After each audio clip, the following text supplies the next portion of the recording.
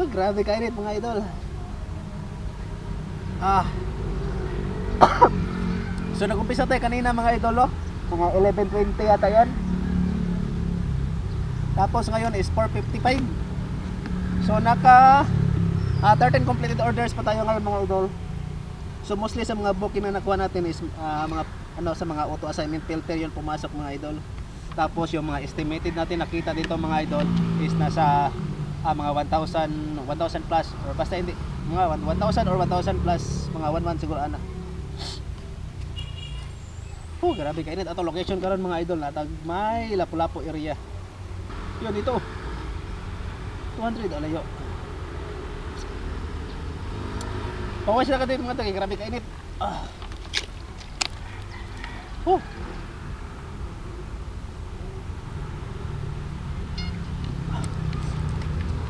Kanya mga idol na bago tayo umuwi mga idol, mamaya mag-update tayo kung ilan ba yung kinikita natin.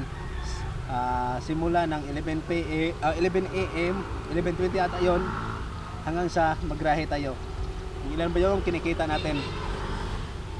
Mostly sa mga booking na pumapasok dito mga idol sa apps ko mga idol is mga auto assignment filter po yun mga idol. Ito one pay short, so COD 1,150. So yung mga ganito mga COD no, be sure lang po mga idol na legit po yung mga booking na yan mga idol. So wag kayong padalos-dalos no. Kahit malapit pa yan sa iyo mga idol, basta sure or basta ano lang, basta yung sure lang talaga mga idol para hindi tayo ma-scam. Kasi sayang talaga yung pera mga idol no. Hindi naman tayo bumabiyahe dito mga idol sa Maxim para ma-scam. So dito sa Maxim bumabiyahe tayo mga idol para kumita tayo mga idol. Hindi tayo bumabiyahe dito sa Maxim para pagkikitaan ng mga scammer. As of now yung ratings ko mga idol is 0.98 tapos 98 yung completed bookings natin. So siguro bukas may violation ako na book na isa mga idol. Bukas pa naman natin to malaman yung mga violation natin pag magbiyahe tayo ngayon kasi may kinancel ako kanina mga idol. May kinancel ako kanina sa auto assignment filter yon. Kasi yung book niya mga idol is walang COD kaya pumasok sa sa auto. Wala nakalagay na note. Tapos yun pala may malaking COD. Siguro sinadya niya yun mga idol para may mga rider na mag-accept. Kasi pag may nilagay sila sa note mga idol na COD, bihira lang po yung mga rider na mag-accept. Lalo na po yun pag malaki po yung COD.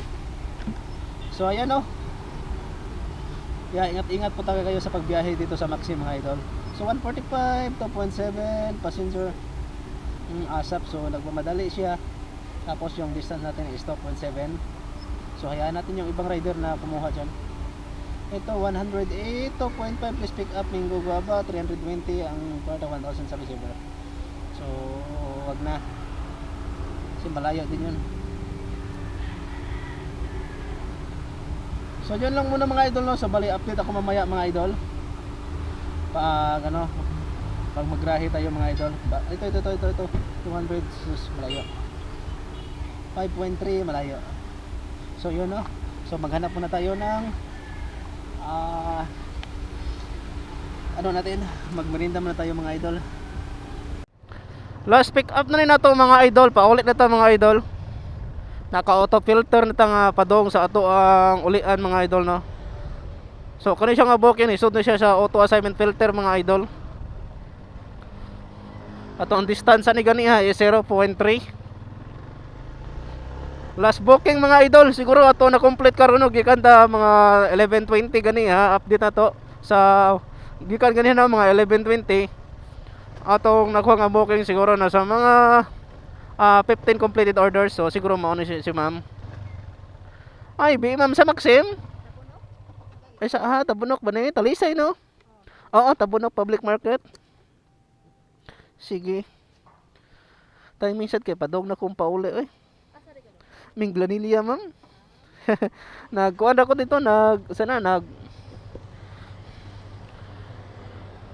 sit up ako sa location nga padong balik ba. Are be. Iya, ito. Kay naputol man gud ang lock ani god. Okay. Hinay ha.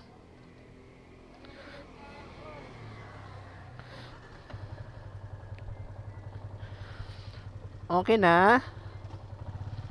Time sige kay padong na ko mo pauli oy. Ay, grabe ganiha, grabe ka init gyud.